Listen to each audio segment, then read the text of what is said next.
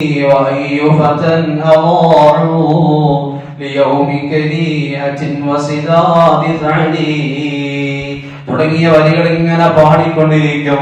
അബൂ ഹനീഫ തങ്ങൾ ഒരു ദിവസം പാട്ട് കേൾക്കുന്നില്ല. രണ്ടാമത്തെ ദിവസവും പാട്ട് കേൾക്കാതിരിക്കുമ്പോ പ്രിയപ്പെട്ട കൂട്ടുകാർ അരികിൽ ചെന്ന് ചോദിക്കുന്നു, അല്ലയോ സഹോദരങ്ങളെ, ഇന്നലെ എന്റെ പ്രിയപ്പെട്ട അയൽവക്കക്കാരന്റെ ശബ്ദം ഞാൻ കേട്ടിരുന്നു, എന്തു പറ്റിപ്പോയി? ആ സമയത്ത് കൂട്ടുകാർ പറഞ്ഞു, ഒന്നുമില്ല, ഇന്നലെ ഇത് ഭാഗത്ത് കൂടെ വാട്ടന്മാര് പോലീസുകാർ വന്നിരുന്നു. പോലീസുകാർ വന്നപ്പോ ഈ നാട്ടിൽ മദ്യപിക്കാൻ പാടുള്ളതല്ലോ, ഇസ്ലാമിക സ്റ്റേറ്റല്ലേ, അതുകൊണ്ട് നിഷേധിക്കപ്പെട്ടത് കൊണ്ട് ഇവിടെ നിന്ന് പൊക്കി കൊണ്ടുപോയിട്ടുണ്ട്, ജയിലിലാണ് ആളുള്ളത്. ഇത് പറഞ്ഞപ്പോ ജയിലിലേക്ക് പോവുകയാണ്. ജയിലിന്റെ ഭാഗത്ത് വാർഡൻ കാണുന്ന സമയത്ത് വാർഡൻ ഓടി വരുന്നു, ഉസ്താദേ, എന്തിനാ നിങ്ങൾ ഇങ്ങോട്ട് വന്നത്?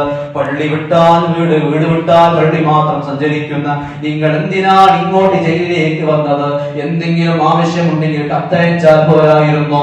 ഞങ്ങൾ അങ്ങോട്ട് വരുമായിരുന്നല്ലോ. ഇത് കേട്ട സമയത്ത് അബൂ ഹനീഫ തങ്ങൾ പറഞ്ഞു, ഒന്നുമില്ല, എന്റെ അയൽവാസി ഇന്നലെ രാത്രി അദ്ദേഹത്തെ പിടിച്ച് കൊണ്ടുവന്നിട്ടുണ്ടെന്ന് അറിയാൻ കഴിഞ്ഞു. അദ്ദേഹത്തെ ഒന്ന് കാണാൻ വേണ്ടിയാ. ഈ വാക്കങ്ങൾ കേട്ടപ്പോ പ്രിയപ്പെട്ട മുഅ്മിനീങ്ങളെ, കള്ളു കുടിയനായിരുന്ന അയൽവാസിയുടെ മനസ്സു മാറുന്നു. പറയുന്നു, ഉസ്താദേ, നിങ്ങൾ ഒരിക്കൽ പോലും ഞാൻ ആഗ്രഹിച്ചിട്ടില്ല, ഞാൻ മനസ്സിൽ പോലും പ്ലാൻ ചെയ്തിട്ടില്ല, നിങ്ങളതാ എന്റെ അരികിൽ വരുമെന്ന്. നിങ്ങൾ വന്നുവല്ലോ, എനിക്ക് വലിയ സന്തോഷമായി. ഉറപ്പ്, ഇനി ഒരിക്കലും ഞാൻ ആ തെറ്റ് ചെയ്യുകയില്ല എന്ന് പറഞ്ഞ് തെറ്റിൽ നിന്ന് മടങ്ങിയെങ്കിൽ പ്രിയപ്പെട്ട മുഅ്മിനീങ്ങളെ, സർവ്വരോടും നല്ല രീതിയിൽ നമ്മൾ പെരുമാറാൻ കഴിയണം. അങ്ങനെ ചെയ്തു കഴിഞ്ഞാൽ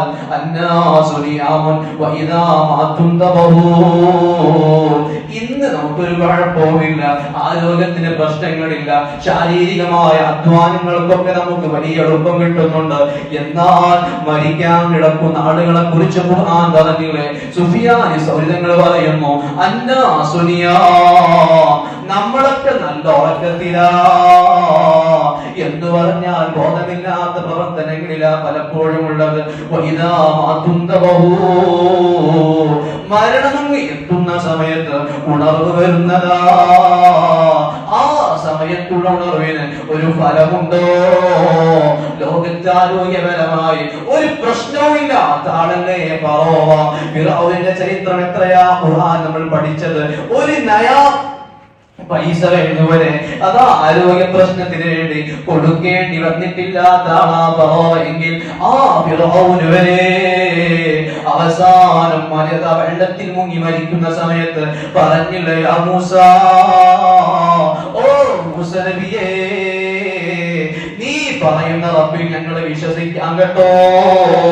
ആമൻതു ബി റബ്ബി മൂസ. സഹോദരങ്ങളെ, പരിശുദ്ധ ഖുർആൻ പഠിപ്പിക്കുന്നുണ്ട്, വജാഅതു കുല്ലു നഫ്സിൻ വമഅഹാ സാഖിഖും വശഹീദ്. മഹ്ശറിലേക്ക് എത്തുന്ന സമയത്ത് വജാഅതു കുല്ലു നഫ്സിൻ, ഓരോ ശരീരവും വരുന്ന സമയത്ത് മഅഹാ സാഖിഖും വശഹീദ്. നമ്മൾ പ്രസവിക്കുന്ന അന്ന് റബ്ബ് സൃഷ്ടിച്ചു വെച്ച രണ്ട് മലക്കുകളില്ലേ, ആ രണ്ട് മലക്കുകൾ എന്റെ ഡ്യൂട്ടി കഴിഞ്ഞിട്ടില്ല, എന്റെ മലക്കിന്റെ ഡ്യൂട്ടി നടന്നുകൊണ്ടിരിക്കുന്നു. ഈ ഓരോ മലക്കുകളും മഹ്ശറിൽ വരുന്നു. എന്നിട്ട് പറയുന്നു, ലഖദ് കുന്ത ഫീ ഗഫലത്തിൻ മിൻ ഹാദാ. ഈ മനുഷ്യന്റെ നന്മതിന്മകൾ കാണിച്ചു കൊടുക്കുമ്പോ, ഇവനെ പിടിച്ചു കൊണ്ടുപോകുമ്പോ ഈ മലക്കവനോട് പറയുന്നത് സൂറത്തുൽ തഹരീമിൽ ഓർമ്മപ്പെടുത്തുന്നു, ലഖദ് കുന്ത ഫീ ഗഫലത്തിൻ മിൻ ഹാദാ. ഇതിനെക്കുറിച്ച് നീ ശ്രദ്ധിച്ചില്ലല്ലോ മോനെ. ഇതുപോലൊരു ദിവസം തരാനുണ്ട്.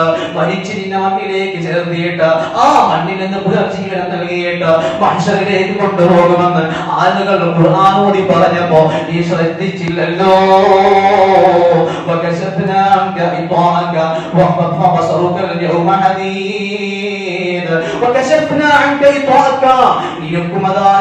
ഈ ബർസഖിയായ ലോകത്തിനിടയിൽ ഒരു മൂടിയല്ലേ ഉള്ളത്. അതല്ലേ മുഹ്റാനാകുന്ന മൊഹീദ്ദീൻ ശൈഖ് തങ്ങൾ പറഞ്ഞത്.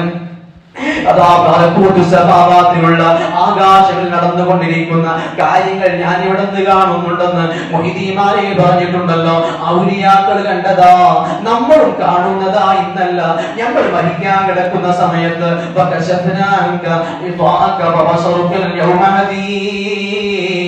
നിങ്ങൾ യൂട്യൂബ് എടുത്ത് നോക്കൂ പ്രിയപ്പെട്ടവരെ. ഓരോ മരണ വീഡിയോകൾ കാണുന്ന സമയത്ത് ആളുകൾ എന്തോ സഞ്ചരിക്കുന്നത് പോലെ എന്തോ വരുമ്പോൾ ആട്ടുന്ന എത്ര വീഡിയോ നമ്മൾ കണ്ടിട്ടുണ്ട്. അതാ മരിക്കാൻ കിടക്കുന്ന ആളുകൾ എന്തെല്ലാമോ കണ്ടുപിടിക്കുന്നത് നമ്മൾ എത്ര കണ്ടിട്ടുണ്ട്.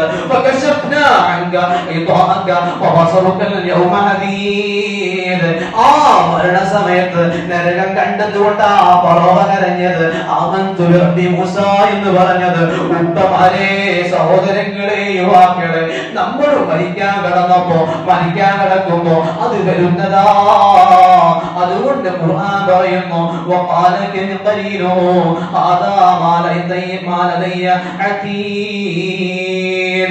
അള്ളാന്റെ അടുക്കൽ കൊണ്ടുപോയിട്ട് നമ്മളെ എല്ലാ രണ്ടാളുകളെയും നമ്മളെ പിടിച്ചിട്ട് ഈ രണ്ട് മലക്കുകൾ കൊണ്ടുപോയി ഏൽപ്പിക്കുന്ന ഓരോരുത്തരും ഏൽപ്പിച്ചിട്ട് പറയും. ഖുർആൻ ഓർമ്മപ്പെടുത്താണ്, പഠിച്ചോനെ ഇതാട്ടോ ഞാൻ എന്നിൽ ഏൽപ്പിക്കപ്പെട്ട ഉത്തരവാദിത്വം നിറവേറ്റിയിട്ടുണ്ട്, ഇവിടെ ഏൽപ്പിച്ചിട്ടുണ്ട്, അതുകൊണ്ട് ഞാനിതാ മാറി നിൽക്കുകയാണ് എന്ന് പറയുമ്പോ പടച്ചോനൊരു വാക്ക് പറയുന്നുണ്ട്. ആദ്യം നമ്മൾ പെടുന്നത് അവിടെ പറയാൻ അലുഖിയാ ജഹന്നം. എന്തിനാണ് പിടിച്ചിങ്ങോട്ട് കൊണ്ടുവന്നത്? നിങ്ങൾ ശരി ഇങ്ങോട്ട് കൊണ്ടുവന്നത് ഓരോ തെറ്റ് കാണിച്ചു തരാൻ, അല്ലെങ്കിൽ നിങ്ങളോട് ഏൽപ്പിക്കപ്പെട്ട ആ ദൗത്യം നിർവഹിക്കാൻ വേണ്ടിയിട്ടാണ് നിങ്ങളവരെ ഇവിടെ വിളിച്ചു നിർത്തലി. അലുഖിയാ ഫീ ജഹന്നം. അവര് ജീവിതത്തിൽ ഈ പാരത്രിക ലോകത്തെ കുറിച്ച് ബോധവാന്മാരായിരുന്നില്ല, തൗബകൾ ചെയ്തിരുന്നില്ല, തെറ്റുകളിൽ നിന്ന് മാറി നിന്നിരുന്നില്ല. അതുകൊണ്ട് അലുഖിയാ ഫീ ജഹന്നം, ജഹന്നമിലേക്ക് അവരെ വലിച്ചെറിയൂ എന്ന് പറയുന്ന രംഗം പ്രിയപ്പെട്ട മുഅ്മിനീങ്ങളെ നമ്മുടെ മനസ്സിലുണ്ടാകണം. അതുകൊണ്ട് ജീവിതത്തിൽ വന്നുപോയ തെറ്റുകൾ ഓർത്തുകൊണ്ട് നമ്മൾ എപ്പോഴും പശ്ചാത്താപം നടത്തേണ്ടതുണ്ട്, തൗബ ചെയ്ത് മടങ്ങേണ്ടതുണ്ട്. അങ്ങനെ മടങ്ങിക്കഴിഞ്ഞാൽ അല്ലാഹു സുബ്ഹാനഹു വ തആല നമ്മുടെ പാപങ്ങളൊക്കെ പുറത്തു തരും. അല്ലെ, അല്ലാഹു എപ്പോഴും ഇങ്ങനെ തൗബ ചെയ്യുന്ന ആളുകൾ ഇഷ്ടമാണെന്ന് എത്ര ഹദീസിൽ നമ്മൾ പഠിച്ചിട്ടുണ്ട്. അതുകൊണ്ട് ഞാൻ നീട്ടിപ്പരത്തി പറയല്ല. അങ്ങനെ തൗബ ചെയ്തു കഴിഞ്ഞാൽ ഒരാൾ തൗബ സ്വീകരിച്ചിട്ടുണ്ടോ ഇല്ലേ എന്നതിന്റെ അടയാളം മഹാന്മാർ പഠിപ്പിക്കുന്നുണ്ട്. അലാമത്തും തൗബത്തി അന്നദം. തൗബ നല്ല തൗബയാണെങ്കിൽ അയാൾക്കൊരു ഖേദം ഉണ്ടാവും. കഴിഞ്ഞ വർഷം വരെ ഇങ്ങനെ തെറ്റുകൾ ചെയ്തു, അല്ലെങ്കിൽ വേണ്ട പോലെ പരിഗണിച്ചിട്ടില്ല, വേണ്ട പോലെ ആളുകളെ ബഹുമാനിച്ചിട്ടില്ല, അല്ലെങ്കിൽ വേണ്ട പോലെ ഖുർആൻ ഓതിയിരുന്നില്ല, അല്ലെങ്കിൽ വേണ്ട പോലെ നിസ്കാരം ശ്രദ്ധിച്ചിരുന്നില്ല, ഇനി ഉണ്ടാകൂലട്ടോ എന്ന് പറഞ്ഞ് പിന്നീട് അവന്റെ ജീവിതത്തിൽ എത്ര ആളുകൾ അങ്ങനെയുണ്ട് അല്ലെ? നമ്മളെ ചുറ്റുഭാഗത്ത് പരിശോധിച്ച് നോക്കൂ. എത്ര ആളുകൾ ഒരു ദിവസം ഒരു സമയത്ത് ഒരു കുറ്റബോധം വന്നിട്ട് നന്നായി തീർന്ന എത്ര ആളുകൾ, എനിക്ക് കുറെ ആളുകൾ അറിയാം. അങ്ങനെ നമ്മൾ നന്നാകണം പ്രിയപ്പെട്ടവരെ. ആ നന്നാകൽ, ആ നന്മയുടെ മനസ്സുണ്ടെങ്കിൽ അതിന്റെ അർത്ഥം അയാൾ തൗബ സ്വീകരിക്കപ്പെട്ടിട്ടുണ്ട് എന്നാണ്. സ്വീകരിക്കപ്പെട്ടു കഴിഞ്ഞാൽ പിന്നെ വളരെ വിജയമാണ്. അതുകൊണ്ട് ഞാൻ അവസാനിപ്പിക്കുകയാണ്. അങ്ങനെ സ്വീകരിക്കപ്പെടാതിരുന്നു കഴിഞ്ഞാൽ പ്രിയപ്പെട്ടവരെ നന്മകൾ ചെയ്യാൻ പ്രയാസമായിരിക്കും. മഹാന്മാർ പഠിപ്പിക്കുന്നുണ്ട്. ഒരു മനുഷ്യൻ മഹാനാകുന്ന തഫ്സീറുകളിൽ കാണാൻ കഴിയും. ഈ തൗബയെ കുറിച്ച് പറഞ്ഞ സമയത്ത് പറഞ്ഞു, മനുഷ്യന്റെ ഹൃദയം ഒരു സ്ഫുടമായ വസ്തുവിനെ പോലെയാണ്. അതിങ്ങനെ നല്ല സ്മൂത്തുള്ള സാധനം. ഒരു തെറ്റ് ചെയ്താൽ അതൊന്ന് കടുക്കും, ഒന്നും കൂടെ ചെയ്താൽ ഒന്നും കൂടെ കടുക്കും, ഒന്നും കൂടെ ചെയ്താൽ 5 വിരലുകളിൽ കൂട്ടിപ്പിടിച്ചിട്ട് അവസാനം പറഞ്ഞു ആ മഹാൻ, 5 തെറ്റ് ചെയ്തിട്ട് ഹദീസിലുണ്ട്, 5 തെറ്റുകൾ ചെയ്തിട്ട് ഒരാൾ തൗബ ചെയ്തില്ലെങ്കിൽ ഹൃദയം കടുത്തു പോകും. നിങ്ങൾ ഓർത്തു നോക്കിയാൽ നമ്മുടെ നാടുകളിൽ കുറ്റവാളികളായി പിടിക്കപ്പെടുന്ന ആളുകൾ, അവരോട് ചോദിച്ചു നോക്കിയാൽ അവരുമായുള്ള അഭിമുഖത്തിലൊക്കെ കാണാൻ കഴിയും. ആദ്യം തെറ്റ് ചെയ്യുമ്പോൾ പേടിയുണ്ടാകും. ഒരു കള്ളൻ ആദ്യം കള നടത്തുമ്പോൾ നല്ല പേടിയുണ്ടാകും, പഠിച്ചവനെ കാണും, ആരെങ്കിലും കാണും. എന്നാലോ ജയിലിൽ പോയിട്ട് പിന്നീട് വരുമ്പോ പിന്നീട് ആ പേടി മാറുന്നതോ മാറാത്തതോ കാണുന്നത് അല്ലെ? ബഹുഭൂരിപക്ഷം ആളുകളും പേടി മാറുക. ഇതാണ് തൗബയില്ല. ചില ആളുകളോ അഥവാ എങ്ങനെയെങ്കിലും അബദ്ധത്തിൽ വിട്ടുപോയിട്ട് തൗബ ചെയ്ത ആളുകൾ പിന്നീട് ആ രീതി ചിന്തിക്കുന്നവരുമില്ല. അതേപോലെയാണ് ഒരാൾ നമ്മുടെ ഭാഗത്ത് തെറ്റുണ്ടായിട്ട് പിറ്റത്തെ വർഷവും ആ തെറ്റുണ്ടാകുക എന്ന് പറഞ്ഞാൽ അത് നമ്മുടെ റബ്ബ് ആ തൗബ സ്വീകരിച്ചിട്ടില്ല എന്നാണ്. അല്ലാഹു നന്നാക്കി തരുമാറാകട്ടെ. ബറക്കത്തിന് വേണ്ടി സംഭവം ഓർമ്മപ്പെടുത്തുകയാണ്. മഹാനായ നബി സല്ലല്ലാഹു അലൈഹി വസല്ലം തങ്ങൾ അവിടുത്തെ സ്വഹാബികളുടെ കൂട്ടത്തിൽ നിർഭാഗ്യവാന്മാരായ കുറെ ആളുകൾ ഉണ്ടായിട്ടുണ്ട്. ആളുകൾ നിബിധങ്ങളോട് കണ്ട് വിശ്വസിച്ച് കൂടെ കഴിഞ്ഞ കൂട്ടത്തിൽപ്പെട്ട മുനാഫിഖീങ്ങളായ ആളുകളുടെ അവസ്ഥ വളരെ പരിതാപകരല്ലേ. അതിൽപ്പെട്ട ഒരാളായിരുന്നു സഅദബ എന്ന് പറയുന്ന സ്വഹാബി. നിങ്ങൾ സംഭവം കേട്ടിട്ടുണ്ടോന്ന് അറിയില്ല. ഈ സഅദബ എന്ന ആള് പള്ളിയിൽ ബഹുഭൂരിപക്ഷം സമയം സ്പെൻഡ് ചെയ്യുന്ന ആളായിരുന്നു. എത്രത്തോളം സ്വഹാബത്തിന്റെ ഇടയിൽ ഹമാമത്തുൽ മസ്ജിദ്, പള്ളിയിലെ മാടപ്രാവ് എന്ന ടൈറ്റിൽ പേരിൽ അറിയപ്പെട്ട ആളായിരുന്നു. കാരണം എന്താണ്? മാടപ്രാവ് ഓർത്തു നോക്കിയാണ്, നമ്മളെ വീട്ടിൽ നിന്ന് നമ്മൾ പുറത്തു പോയി, നമ്മളെ വീടൊക്കെ പൂട്ടിപ്പോയാലും എവിടെ വിരുന്ന് പോയാലും ഈ പ്രാക്കൾ പോകില്ല അല്ലെ. വീട്ടിൽ പ്രാവുണ്ടെങ്കിൽ നമ്മളെ പുറത്തിലോ ഹെയർ റോഡിലൊക്കെ ഉണ്ടെങ്കിൽ അതേപോലെ പള്ളി പൂട്ടിപ്പോയാലും പള്ളിയിൽ നിന്ന് പോകാത്തൊരു സ്വഹാബിയായിരുന്നു ഈ സഅദബത്തുൽ ഹഖീബി എന്ന സ്വഹാബി. സുബ്ഹാനല്ലാഹ്. അങ്ങനെ സ്വഹാബികൾക്കിടയിൽ മദീന പള്ളിയിലെ മാടപ്രാവിന്റെ പേരിൽ അറിയപ്പെട്ട ആളായിരുന്നു. അങ്ങനെ ഒരിക്കൽ അദ്ദേഹം തങ്ങൾ അരികിട്ട് പറഞ്ഞു, തങ്ങളെ എനിക്ക് പൈസ ഇല്ല നബിയെ, തീരെ സമ്പാദ്യമില്ല, അതുകൊണ്ട് തങ്ങൾ എനിക്കൊന്ന് പണം ഉണ്ടാകാൻ ദുആ ചെയ്യണം. പണം ഉണ്ടാകാൻ തെറ്റില്ല, പക്ഷേ നിമിതങ്ങൾ ഓരോരുത്തരും സാഹചര്യം നിങ്ങൾക്ക് അറിയാം. ആ സമയത്ത് തങ്ങൾ പറഞ്ഞു, സഅദബ, നന്ദി ചെയ്യുന്ന കുറഞ്ഞ സമ്പാദ്യം അതാണ് ഏറ്റവും നല്ലത്. എന്തിനേക്കാൾ നന്ദി ചെയ്യാൻ കഴിയാത്ത ധാരാളം സമ്പാദ്യത്തെക്കാൾ. എല്ലാവരോടും അങ്ങനെ പറഞ്ഞിട്ടില്ല കേട്ടോ. മഹാനവരായ അനസ് ബിൻ മാലിക് റളിയല്ലാഹു അൻഹു തങ്ങൾ അവിടുന്ന് നിബിധങ്ങൾ ഒരിക്കൽ ഉമ്മു സുലൈം ബീവിയുടെ വീട്ടിൽ കിടന്നിട്ട് തിരിച്ചു പോകുന്ന സമയത്ത് ഉമ്മു സുലൈം ബീവി പറഞ്ഞു, തങ്ങളെ എനിക്ക് രണ്ട് ഭാഗ്യമുണ്ട്. എന്താണ്? ഒന്ന്, നിങ്ങൾ അനസ് ഞങ്ങളെ ഏറ്റവും പ്രിയങ്കരനായ സാധ്യമല്ലേ എന്റെ അനസ്, ഈ അനസ് എന്റെ മോനാണ്. ആ തങ്ങൾക്ക് 10 വർഷക്കാലത്തോളം ഹിദമ ചെയ്ത അനസ് തങ്ങൾക്ക് വേണ്ടിയിട്ട് നിബിധങ്ങൾ ദുആ ചെയ്ത് കൊടുത്തിട്ടുണ്ട്. അല്ലാഹു അക്തിറു മാലബ വലദ, പടച്ചോനെ അദ്ദേഹത്തിന് ഈ അനസ് എന്ന പൊന്നുമോൻ ധാരാളം സമ്പത്തും സന്താനവും കൊടുക്കണേ അല്ലാ എന്ന് പറഞ്ഞ് ദുആ ചെയ്തിട്ട് 100 ചില്ലാനം മക്കൾ ഉണ്ടായിരുന്നു എന്നാണ് ചരിത്രത്തിൽ കാണാൻ കഴിയുന്നത്. അതേപോലെ നമുക്ക് GCC കമ്പനിയിൽ പോയ ആൾക്കാർക്കറിയാം, അവിടെ ഈത്തപ്പഴം ഈ കായ്ക്കൽ അത് ചൂടുകാലത്താണ്. എന്നാൽ രണ്ട് കാലത്തും, ചൂടുകാലത്തും ശൈത്യകാലത്തും അനസ് ബിൻ മാലിക് തങ്ങളെ ഈത്തപ്പനകൾ കായ്ച്ചിരുന്ന ചരിത്രത്തിൽ കാണാൻ കഴിയും. സ്വഹാബത്തിന്റെ ഇടയിൽ സമ്പത്തുള്ളവരുണ്ട്, പക്ഷെ ഈ സ്വഹാബിക്ക് സമ്പത്തിൽ യോജിച്ചതല്ല എന്ന് മനസ്സിലാക്കിയപ്പോൾ തങ്ങൾ പറഞ്ഞു, നിങ്ങൾ അത് വേണ്ടല്ലോ എന്ന് പറഞ്ഞപ്പോ തങ്ങളോട് വീണ്ടും വീണ്ടും ചോദിച്ചു. അങ്ങനെ പ്രിയപ്പെട്ടവരെ തങ്ങൾ അവസാനം പ്രാർത്ഥിച്ചു കൊടുത്തു. ആ പ്രാർത്ഥനയിൽ ആ സ്വഹാബിക്ക് ഒരാളൊരു ആട് ഹദിയ കൊടുത്തു. ആ ആട് പെരുകിയിട്ട് സുബ്ഹാനല്ലാഹ് 30 ആടുകൾ കഴിഞ്ഞു. 100 ആടുകളായപ്പോൾ അയാളതാ 5 വക്ത് സമയത്തും പള്ളിയിൽ വന്നിരുന്ന സഹോദരൻ, നമ്മൾ ശ്രദ്ധിക്കണം. നമ്മുടെ സമ്പാദ്യം കൂടുമ്പോ നമുക്ക് ഈ പ്രവണത വന്നു കഴിഞ്ഞാൽ അല്ലാഹുവിന്റെ അടുത്തുള്ള റഹ്മത്ത് നമുക്ക് തടയപ്പെടും. പ്രിയപ്പെട്ടവരെ, 5 വക്തും പള്ളിയിലേക്ക് വന്നിരുന്ന പ്രിയപ്പെട്ട സ്വഹാബി വക്ത് കുറഞ്ഞുപോയി. ളുഹറിന്റെ പള്ളിയിലേക്ക് വരുന്നില്ല, അസ്റിനും വരുന്നില്ല. ഏതോ കാടുകളിൽ പോയിട്ട് പുല്ല് ശേഖരിക്കാൻ വേണ്ടിയിട്ടുള്ള സമയം പള്ളിയുമായിട്ട് അകന്നു നിന്നുപോയി. സുബ്ഹാനല്ലാഹ്. വീണ്ടും ആടുകൾ കൂടി ഒരു മലയിഞ്ചല് മൊത്തം ആടുകളായി. വക്ത് പറ്റ കുറഞ്ഞുപോയി. ഇപ്പൊ രാത്രിയിലും വരാറില്ല, സുബഹിക്കും ജമാഅത്തിന് വരുന്നില്ല. അങ്ങനെ അവസാനം ജുമുഅക്ക് മാത്രം ജമാഅത്തിന് വരാൻ തുടങ്ങി. സുബ്ഹാനല്ലാഹ്. സമ്പാദ്യം കുമിഞ്ഞു കൂടിയപ്പോ സഅദയുടെ മനസ്സങ്ങ് കടുത്തുപോയി. അഹങ്കാരത്തിന്റെ ചിന്തയിലേക്ക് എത്തിപ്പോയി. ആ സ്വഹാബി പിന്നീട് ജുമുഅക്കും കാണാതെയായി. അങ്ങനെ ഇരിക്കുമ്പോഴാ പ്രിയപ്പെട്ട മുഅ്മിനീങ്ങളെ സക്കാത്ത് നിർബന്ധമാക്കപ്പെടുന്നത്. സക്കാത്ത് നിർബന്ധമാക്കപ്പെടുന്ന സമയത്ത് ഈ ആളുകളിലേക്ക് നിബിധങ്ങൾ സക്കാത്ത് വിരിപ്പിക്കാൻ വേണ്ടിയാണ് അയച്ചത്. ആ സമയത്ത് ഇസ്ലാമിക സ്റ്റേറ്റുകളിൽ, ഇസ്ലാമിക കൺട്രികളിൽ, അവിടുത്തെ നമ്മുടെ നാട് ഇസ്ലാമിക കൺട്രികളല്ലോ, ഇസ്ലാമിക രാജ്യമാണെങ്കിൽ അവിടുത്തെ മന്ത്രിമാർക്ക് അല്ലെങ്കിൽ അവിടുത്തെ അമീറുമാർക്ക് സക്കാത്ത് വിരിച്ചു കൊണ്ടുവരാൻ ആൾ നിർണയിക്കാൻ പറ്റും. നമ്മുടെ നാടുകളിൽ പറ്റാത്തതിന്റെ കാരണം അതാണ്. ഇസ്ലാമിക ഭരണകൂടമല്ല, ഇസ്ലാമിക ഭരണകൂടമുള്ളവർത്തെ ജിഹാദ് പറ്റുള്ളൂ, അവിടെ സക്കാത്ത് പിരിക്കാനും പറ്റുള്ളൂ. അത് നമ്മളും ചിന്തിക്കണം. ഈ ജമാഅത്ത് ഇസ്ലാമിക്കാരും മുജാഹിദ് പോലത്തെ ആളുകൾ സക്കാത്ത് പിരിക്കാനെന്ന് പറഞ്ഞിട്ട് നമ്മൾ അരിയിൽ വന്നാൽ അത് കൊടുത്തേക്കരുത്. ഇസ്ലാമിക നിയമമല്ല. ഇവിടെ നിങ്ങൾ നോക്കൂ, ഒരു ഇസ്ലാമിനെതിരെ ഒരാൾ ശബ്ദിച്ചു കഴിഞ്ഞാൽ, മുസ്ലിമീങ്ങൾക്കെതിരെ ഒരാൾ ശബ്ദിച്ചു കഴിഞ്ഞാൽ, ഒരു മുസ്ലിമിനെ ഒരാൾ വെട്ടിക്കഴിഞ്ഞാൽ നമ്മൾ വാളെടുത്തു പോകാൻ പറ്റൂല. ഇത് ഇന്ത്യൻ കൺട്രിയാണ്, ജനാധിപത്യ രാജ്യമാണ്, ഒരു മുസ്ലിമിന് ഹറാമാണ്. അതേ സമയത്ത് ഒരു ഭരണകൂടം ഭരണകൂടത്തിന് കീഴിലാകുമ്പോഴേ അത് അനുവദിക്കപ്പെടുകയുള്ളൂ, അത് നിർബന്ധമാവുകയുള്ളൂ എന്ന് കിതാബുകളിൽ കാണാം. ഇരിക്കട്ടെ, ഈ സാലബന്റെ അരികിലേക്ക് എത്തിയ സമയത്ത് സാലബയോട് പറഞ്ഞു, സാലബ നിങ്ങൾ ഓർത്തു നോക്കൂ, പരിശുദ്ധ ഇസ്ലാമിന്റെ കൺസെപ്റ്റ് അതാ 30-40 ആടുണ്ടാകുമ്പോൾ ഒറ്റ ആടാണ് സക്കാത്ത് കൊടുക്കേണ്ടത്, പിന്നെ 120 ആടിനാ 2 ആട് കൊടുക്കേണ്ടത്.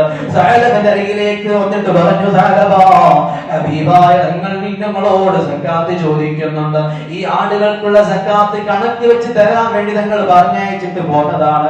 ഈ സമയത്ത് മനസ്സ് കടുത്തുപോയ സാലബ പറഞ്ഞു, ആയില്ലല്ലോ, എനിക്കൊന്ന് ചിന്തിക്കണമല്ലോ, നിങ്ങൾ നാളെ വരൂ. ഈ സ്വഹാബികൾ തിരിച്ചു പോകുന്നു. പിറ്റേ ദിവസം വന്നപ്പോ സാലബ പറഞ്ഞു, ഞാൻ സക്കാത്തൊന്നും തരുന്നില്ല, ഇത് ഈ സക്കാത്ത് എന്ന പേരിൽ മുഹമ്മദ് നബി കൊണ്ടുവന്നത് ഒരു ജിസിയയാണ്, ഒരു നികുതി പിരിക്കലാണ്, ഇതൊന്നും എനിക്ക് വിശ്വാസമില്ല. മനസ്സങ്ങ് കടുത്തപ്പോ തോന്നിയതാണ്. മുഅ്മിനീങ്ങളെ, മനസ്സ് കടുത്തു പോയാൽ ആ വിധത്തിൽ തോന്നിപ്പോകും, മനസ്സ് കടുത്തു പോയാൽ അത്തരത്തിൽ തോന്നിപ്പോകും. പണമല്ലേ വേണ്ടതെന്ന് തോന്നിപ്പോകും, ഈ നിസ്കാരം എന്തിനു വേണ്ടി എന്ന് തോന്നിപ്പോകും, നോമ്പ് കൊണ്ടെന്ന് ഉപകാരം എന്ന് തോന്നിപ്പോകും, അല്ലെങ്കിൽ അത്രയൊക്കെ ഖുർആനോദണോ എന്ന് തോന്നിപ്പോകും. മനസ്സ് കടുക്കാതിരിക്കാനാ ഞാൻ ഓർമ്മപ്പെടുത്തിയത്. തൗബ ചെയ്യണം, തെറ്റുകൾ വന്നു പോകും, ശരിയാണ്, തൗബ ചെയ്യണം. ഇരിക്കട്ടെ, സാലബയോട് പറഞ്ഞു.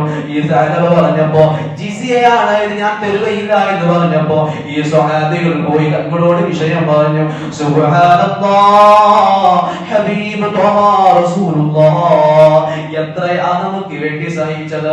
മദീന പള്ളിയിൽ നബി സല്ലല്ലാഹു അലൈഹി വസല്ലം തങ്ങൾക്ക് സമ്പത്ത് കിട്ടുന്ന സമയത്ത്, അവിടുന്ന് ഖൈബറിലെത്തിയ സമ്പത്ത് കിട്ടിയ സമയത്ത് ആരെങ്കിലും സ്വഹാബി, പാവപ്പെട്ട സ്വഹാബി മരിച്ചു കഴിഞ്ഞാൽ തങ്ങൾ ചോദിക്കും, അലൈഹി ദൈനം വല്ല കടവും ഇയാൾക്കുണ്ടോ, ഉണ്ടെങ്കിൽ ഞാൻ അവിടെ വീഴ്ത്തിക്കൊള്ളാം. അയാളെ സമ്പത്തിനടുത്ത് വീട്ടേണ്ടതില്ല, മക്കൾ അനന്തരത്തിനടുത്ത് വീട്ടേണ്ടതില്ല, ഞാനത് കൊടുത്തു വിട്ടാം. ഒരു മുഅ്മിനായ മനുഷ്യന് ഉമ്മയേക്കാൾ എനിക്ക് ബന്ധമുണ്ട് എന്ന് പറഞ്ഞിരുന്ന മുത്തനബി സല്ലല്ലാഹു അലൈഹി വസല്ലം തങ്ങൾ സാലബയുടെ വിഷയം കേട്ടപ്പോൾ പറഞ്ഞു, സുബ്ഹാനല്ലാഹ്, എന്തൊരു മുസീബത്താ സാലബക്ക് വന്നു പോയത്. സാലബയുടെ കാര്യം വല്ലാതെ പരിതാപകരമാണല്ലോ. പിന്നീട് സാലബ സക്കാത്തിന്റെ ആടുകളുമായി വന്നപ്പോ തങ്ങൾ വാങ്ങിയില്ല. തങ്ങൾ പറഞ്ഞു, നിങ്ങളെ സക്കാത്ത് വാങ്ങണ്ട എന്ന് പരിശുദ്ധ ഖുർആനിൽ ആയത്ത് ഇറങ്ങിയിട്ടുണ്ട്. പിന്നെ ഖുർആൻ മുനാഫിഖീങ്ങളെ കുറിച്ചുള്ള ആയത്ത് നിങ്ങളെ വിഷയത്തിൽ വന്നിട്ടുണ്ട്. നിങ്ങളെ സക്കാത്ത് വാങ്ങണ്ട എന്ന് റബ്ബ് പറഞ്ഞിട്ടുണ്ട്. തങ്ങൾ വഫാത്തായി വർഷം 2 കഴിഞ്ഞപ്പോ സിദ്ദീഖുൽ അക്ബർ തങ്ങൾ ഭരണകൂടത്തിലേക്ക് അമീറായി വന്നപ്പോ സിദ്ദീഖുൽ അക്ബർ തങ്ങളിലേക്ക് സക്കാത്തായി സാലബ കൊണ്ടുവന്നപ്പോ സാലബിനെ സക്കാത്ത് വാങ്ങിയില്ല.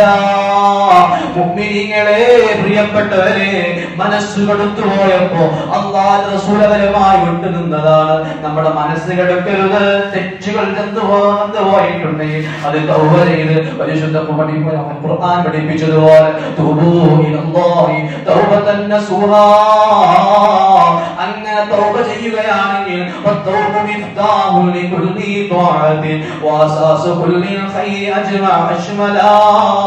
ഒരാൾ തെറ്റ് ചെയ്തു പോയി കഴിഞ്ഞാൽ തൗബ ചെയ്തിട്ടുണ്ടെങ്കിൽ നന്മകൾ ചെയ്യാനുള്ള വാതിലുകൾ തുറക്കുന്നതാ. നിസ്കാരത്തിന് മടി തോന്നുകയില്ല, ഖുർആനോട് പ്രയാസം തോന്നുകയില്ല, സകാത്തിനോ പ്രവർത്തനങ്ങൾക്കോ ഒരു പ്രയാസം തോന്നുകയില്ല. റബ്ബ് നമുക്ക് തൗഫീഖ് നൽകുമാറാകട്ടെ. അല്ലാഹു തആല അങ്ങനെ നല്ല നസൂഹായ തൗബ ചെയ്യാൻ തൗഫീഖ് നൽകുമാറാകട്ടെ. അപ്പോൾ അതിനുള്ള സമയമാണ് പ്രിയപ്പെട്ട മുഅ്മിനീങ്ങളെ, ഈ വരാനിരിക്കുന്ന ശനിയാഴ്ച മുതൽ 10 ദിവസം ഇത് മനസ്സിലാക്കിയിട്ട് നേരത്തെ ഓർമ്മപ്പെടുത്തിയതുപോലെ ആ സമയത്ത് നമ്മളത് ചോദിക്കുക. അല്ലാഹു തആല നമുക്കൊക്കെ പുറത്തു തരുമാറാകട്ടെ. എല്ലാ വിഷമങ്ങളും അല്ലാഹു തആല എത്ര മഹാന്മാർ പഠിപ്പിച്ചിട്ടുണ്ട്. ഇസ്തിഗ്ഫാർ ചൊല്ലിക്കഴിഞ്ഞാൽ പൈസ കൂടണം താല്പര്യമുണ്ടോ? നല്ല സമ്പത്തിന് വർക്കത്തുണ്ടാകാനെന്ന് ഉദ്ദേശിക്കുന്ന ആൾക്കാർ ഇസ്തിഗ്ഫാർ വർദ്ധിപ്പിച്ചാൽ മതിയെന്ന് അസ്തഗ്ഫിറുല്ലാഹ് ചൊല്ലിയിട്ട് ഒരിക്കൽ ഞാൻ അവസാനിപ്പിക്കാൻ സമയം പോലെ ആയിപ്പോയി. മഹാനാകുന്ന അഹ്മദ് ബിൻ ഹംബൽ തങ്ങൾ ഒരിക്കൽ രാത്രി മുമ്പ് പറഞ്ഞിട്ട് നീ കൈവക്കണം കേട്ടോ, ഈ സംഭവം പറഞ്ഞെന്ന് തോന്നുന്നുണ്ട്. അങ്ങനെ അഹ്മദ് ബിൻ ഹംബൽ തങ്ങൾ നടന്നു പോകുമ്പോൾ രാത്രി പള്ളിയിൽ ഇങ്ങനെ ഇശാ നിസ്കരിക്കാൻ വേണ്ടി ഒരുമിച്ച് കൂടിയാണ്. ഇശാ നിസ്കാരം കഴിഞ്ഞ് അഹ്മദ് ബിൻ ഹംബൽ തങ്ങൾ നിസ്കാരത്തിലാണ്. നമ്മളെ പള്ളിക്കത്തെ മുടിയാറുണ്ടെങ്കിൽ നിസ്കാരം ഞാൻ പെരയെ പോകണം. അതേപോലെ ഇയാളെന്താ, ഇയാൾക്ക് പെരേക്ക് പോകണം. അപ്പോ അഹ്മദ് ബിൻ ഹംബൽ തങ്ങൾ ഈ പുറത്തിട്ട് ഇറങ്ങുന്നുണ്ട്. കുറച്ചേരം കഴിഞ്ഞാൽ ഞാൻ ചെല്ലുങ്ങൾ എന്താ എന്തിന്റെ പുറപ്പാടാ? അപ്പം പറഞ്ഞു, ഞാൻ എൻ്റെ കുറച്ച് ലോങ്ങാണ്, ഇപ്പൊ രാത്രി പോയാൽ ഇവിടെ പുലമപ്പാണ്. അപ്പൊ അതുകൊണ്ട് ഇവിടെ തങ്ങിയാൽ കുഴപ്പമില്ല എന്ന് തോന്നിയിട്ട് ഇവിടെ നിന്നതാണ്. അപ്പൊ പറഞ്ഞ സാങ്കേതിക ശരിയാണ്. അപ്പോ ഇവിടുത്തെ നിയമമുണ്ട്, ഇവിടെ രാത്രിയായ പള്ളി പൂട്ടിയേക്കണം, ഇവിടുത്തെ നിയമമാണ്. അപ്പൊ അതുകൊണ്ട് പുറത്തു പോകണം പറഞ്ഞു. അപ്പൊ ഇയാൾ പറഞ്ഞു ഞാൻ അഹമ്മദ് ഹംബലാണ്. അതൊക്കെ ശരി, അത് കുടുങ്ങിയ സമയത്ത് പലർക്കും പറയാൻ സാധ്യതയുണ്ട്. അപ്പൊ അതുകൊണ്ട് ഇവിടെ നിൽക്കാൻ പറ്റൂല, ഇവിടെ പുറത്തിറങ്ങണം. ഏതായാലും അഹമ്മദ് ഹംബൽ ഞങ്ങൾ തീരുമാനിച്ചു ആയിക്കോട്ടെ പുറത്തു പോകും. അങ്ങനെ പുറത്തു പോയി പള്ളിക്ക് പുറത്ത് നിന്ന് നടന്ന് എവിടെ നല്ല രാത്രി സമയത്തല്ലേ, ഇന്നത്തെ പോലെ സംവിധാനങ്ങളില്ല, വാഹനങ്ങൾ സംവിധാന സൗകര്യങ്ങളൊന്നും ഇല്ല. ഇയാൾ നടന്നു പോകുമ്പോൾ ഒരു വീട്ടിൽ ഇങ്ങനെ വെളിച്ചം കാണുന്നുണ്ട്. ആ വീട്ടിലേക്ക് ഇങ്ങനെ മഹാനുഭാവൻ വാതിൽ കൊട്ടി, വാതില സമയമായിട്ടുണ്ട്. കൊട്ടിയിട്ട് ചോദിച്ചു ഞാൻ യാത്രക്കാരനാണ്, ഇവിടെ താമസിച്ചോട്ടെ. അപ്പൊ ഇയാൾ കുഴപ്പമില്ല, താമസിച്ചോളി, എന്റെ വീട് സൗകര്യങ്ങളൊക്കെ എങ്ങനെ വേണം താമസിച്ചോളി. താമസിച്ച് ഇങ്ങനെ രാത്രി സമയത്ത് അഹമ്മദ് കിടക്കുന്ന സമയത്ത് അവിടെ നല്ല പ്രാർത്ഥന കേൾക്കും. ശ്രദ്ധിച്ചു നോക്കുമ്പോൾ എന്താണ്, പടച്ചോനെ എന്റെ എല്ലാ ആഗ്രഹങ്ങളും നീ പൂർത്തിയാക്കി തന്നു, എനിക്ക് വലിയ സാമ്പത്തിക ബാധ്യത ഉണ്ടായിരുന്നു, ഒക്കെ നീ പൂർത്തിയാക്കി തന്നു. ഇനി ഒറ്റ ആഗ്രഹം എന്നോട് നീ ചോദിച്ചിട്ടുള്ളൂ, എന്താണ് ആഗ്രഹം? അപ്പൊ അഹമ്മദ് ഹംബൽ തങ്ങളോട് ഇങ്ങനെ ആലോചിക്കുമ്പോൾ ഈ ആളോട് ചോദിച്ചു നിങ്ങൾ എന്തെങ്കിലും വായിക്കുന്നത്? അപ്പൊ പറഞ്ഞു ഞാൻ ഇസ്തിഗ്ഫാർ ധാരാളം ചൊല്ലുന്ന ആളാണ്, ഇങ്ങനെ അസ്തഗ്ഫിറുള്ള മാത്രം ചൊല്ലുന്ന ആളാണ്. എന്തേ? എനിക്ക് ധാരാളം കടങ്ങൾ ഉണ്ടായിരുന്നു, പ്രയാസങ്ങൾ ഉണ്ടായിരുന്നു, പ്രാരാബ്ധം ഉണ്ടായിരുന്നു. അതൊക്കെ ഈ ഇസ്തിഗ്ഫാർ മുഖേന എനിക്കെല്ലാം മാറി കിട്ടിയിട്ടുണ്ട്. ഇനി ആകെ ഒരു ആഗ്രഹം ഉള്ളത്, എന്താണ് ആഗ്രഹം?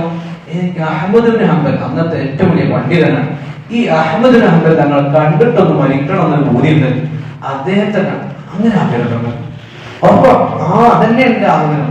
അപ്പൊ പറഞ്ഞു എന്നാലേ നിങ്ങൾ ദുആ ചെയ്ത അഹമ്മദ് ബിൻ ഹംബലാണ് ഞാൻ. ഇതൊക്കെ കേട്ടപ്പോ പ്രിയപ്പെട്ടവരെ കണ്ണങ്ങൾ നിറഞ്ഞു പോയിന്ന്. മുഅ്മിനീങ്ങളെ, ഇത് പരിശുദ്ധ ഖുർആൻ പറഞ്ഞതാണ്. استغفروا ربكم إنه كان غفارا يرسل السماء عليكم مدرارا ويمددكم بأموال وبنين.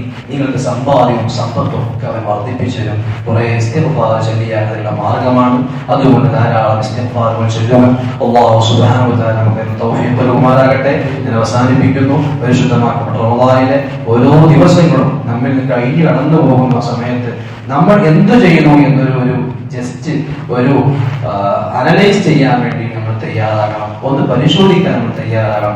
എന്തെങ്കിലുമൊക്കെ ഒരു കൂടുതലായിട്ട് സാധാരണ ദിവസത്തെക്കാളും എന്തെങ്കിലും ഒരു കർമ്മം കൂടുതലായിട്ട് നമുക്ക് ചെയ്യാൻ കഴിയണം. അല്ലാഹു സുബ്ഹാനഹു വ തആല തൗഫീഖ് നൽകുമാറാകട്ടെ.